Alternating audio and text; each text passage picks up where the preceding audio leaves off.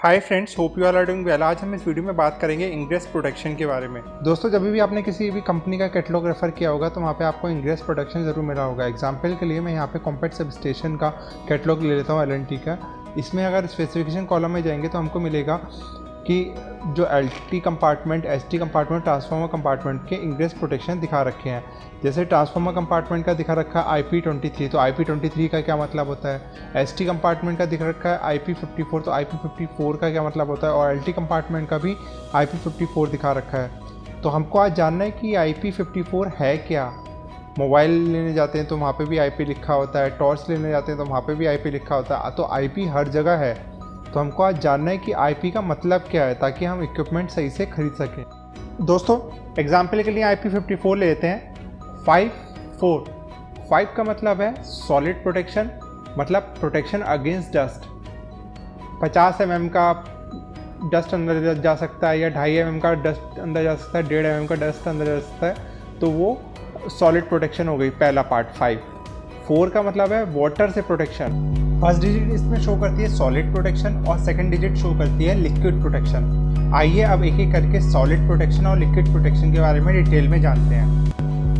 अगर मेरी solid protection 1 है तो इसका मतलब कोई भी सॉलिड ऑब्जेक्ट जो कि 50 mm से ज़्यादा, जैसे मेरा हाथ, वो उस इक्विपमेंट के अंदर नहीं जा सकता।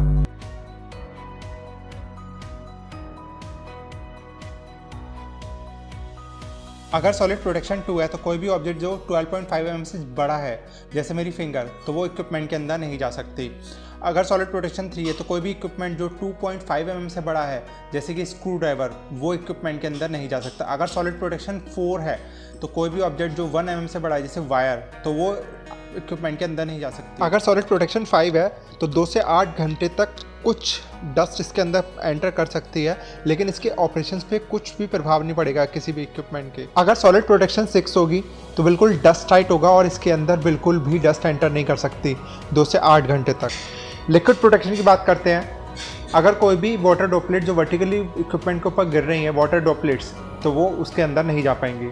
अगर लिक्विड प्रोटेक्शन 2 है तो अगर इक्विपमेंट को अगर आपने 15 डिग्री पर टिल्ट करके रखा हुआ है तो उस पर जो वर्टिकल पानी की बूंदें हैं वो उसके अंदर एंटर नहीं करनी चाहिए। अगर लिक्विड ऑफ प्रोटेक्शन 3 है तो अगर कोई स्प्रे करता है इसके ऊपर पानी 60 डिग्री तक वर्टिकल से, तो इस इक्विपमेंट के अंदर नहीं जा पाएगा। अगर किसी इक्विपमेंट की लिक्विड प्रोटेक्शन 4 है तो पानी अगर उस पर छिड़काव किया जाएगा किसी भी डायरेक्शन से तो उसके अंदर एंटर नहीं होगा। दोस्तों, अगर लिक्विड प्रोटेक्शन 5 है तो ऊपर से अगर वाटर जेट्स इस डिवाइस के ऊपर आके लगेंगे, किसी भी इक्विपमेंट के ऊपर आके लगेंगे, तो उस इक्विपमेंट पे कोई भी प्रभाव नहीं पड़ेगा उसका। आप ये देख सकते हो, पिक्चर में मैंने दिखा रखा है वाटर जेट्स प्रेशर में आके पड़ रहे हैं, मतलब पानी की बूंदें अगर प्रेशर में आके किसी इक्विपमेंट पे पड़ती हैं तो उस पर कोई असर नहीं होगा। मान लीजिए किसी पैनल की लिक्विड प्रोटेक्शन 6 है तो उस इक्विपमेंट पे अगर वाटर जेट्स हाई प्रेशर में भी डाला जाए तब भी उस इक्विपमेंट पे कोई भी प्रभाव नहीं पड़ेगा, वो पैनल में कुछ नहीं होगा। अगर किसी इक्विपमेंट की लिक्विड प्रोटेक्शन 7 है तो वो पानी के अंदर 30 मिनट तक 15 सेंटीमीटर से लेकर 1 मीटर तक डूब कर रह सकता है और उस इक्विपमेंट पे कोई भी असर नहीं होगा। और अगर लिक्विड प्रोटेक्शन 8 है तो वो हमेशा पानी के अंदर डूब के रह सकता है और उसको बनाया भी इसलिए है, वो उस पर कोई भी प्रभाव नहीं पड़ेगा किसी चीज़ का। आई होप फ्रेंड्स आपको वीडियो पसंद आई होगी और आपके काम भी आई होगी। आने वाली वीडियोज़ को देखने के लिए चैनल को लाइक एंड सब्सक्राइब कीजिए। Thank you.